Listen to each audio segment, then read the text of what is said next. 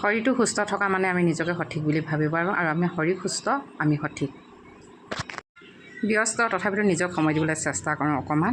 আৰু যিমানে গৰম নহওক কিয় পিছনিশা এই কাপোৰখন লোৱা গাত মেৰিয়াই লোৱাৰ মজাই বেলেগ হয়। আৰু এইপিনে দুদিন নেদেখিলোঁ নাচালোঁ বুলিয়ে মানে মধুৰিজোপা একেবাৰে দেখোন টকলা হৈ আছে, গোটেই মানে পকি সৰি গেলি তলত পৰি আছে।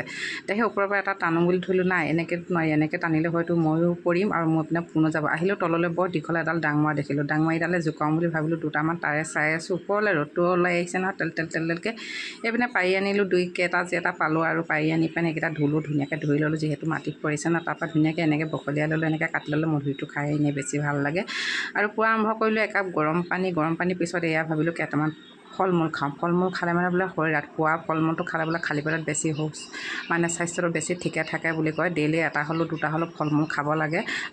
আৰু ইয়াতে অলপ পাতলাকৈ নিমখ দি ল'লোঁ। নিমখ দিয়াৰ পিছত ভাবিলোঁ ঘৰৰ মিহলাই থোৱা মছলা অকণমান যিটো খাই চাগে বেছি টেষ্টি লাগিব আৰু সোৱাদ লাগিব। লগতে এইডোখৰ নেমু দেখিছে, নেমুডোখৰ অকণমান চেপি ল'ম, মানে তেতিয়া খাই আৰু সোৱাদটো বেছি হয়। আৰু ওপৰে ইয়াত কাটি ল'লোঁ নেমু পিচ, কাটি লোৱাৰ পিছতে ওপৰতে ছটিয়াই ল'লোঁ, মছলা লগালোঁ, নিমখ অকণমান পাতলাকৈ দিলোঁ আৰু ইয়াতে গোটেইখিনি মিক্স হৈ এতিয়া ধুনীয়াকৈ বোলে পেটটো ভৰাই লওঁ। দেখিছে নহয়, দেখিবলৈ কি সুন্দৰ লাগিছে। আৰু এনেকৈ ঘৰৰ যদি বাৰীতে পোৱা যায় ফল মূল, পাৰিলে এটা দুটা খাব।